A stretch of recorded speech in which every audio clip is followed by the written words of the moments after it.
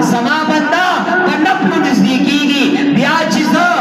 دا بندا نفلي عبادات کوي زه د ده لاس شم زه د ده غوږونه شم زه د ده سترګې شم مطلب د ده په لاسو کې داسې طاقت واچوم چې د عام انسان نه د ده په غوږونو کې هغه طاقت واچوم چې د هغه د عام انسان نه عزتمندو حاضرینو دغه تقوا دغه پرهیزګاري دا د رسول الله مبارک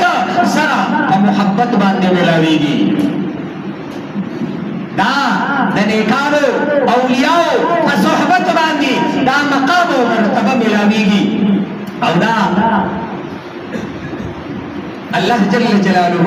اولیاءو ته چې کوم شان ورکړی دی رښتیا خبره ده دا یاد وساتئ دا په نوافلو باندې زه تاسو تاریخ راوالی تاریخ دا هندوستان کې یو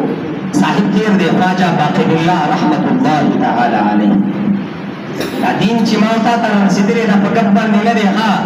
که ما ملا ته یې پرېښود خوشنۍ شته که د دې جومات دی وباسم خو که ما تا ته دا دین را رسېدلی دا د دغې اولیاو برکت دی خواجه باقی بالله رحمت الله تعالی علیه 98 لاک هندوان د ده په لاس مسلمانان شي دا د اولیاو شانو دا د نیکانو پاکانو نظرو دا د اوی د تقوا د پرهیزګارۍ اثرو په خلکو باندې عزتمندو حاضرینو که ما ورته ووایو چې زموږ په زندګۍ کې د انقلاب راشي یاد وساته ما دا په څه باندې راضي کړو یاره ما نفل وکړو یاره ما تهجد وکړو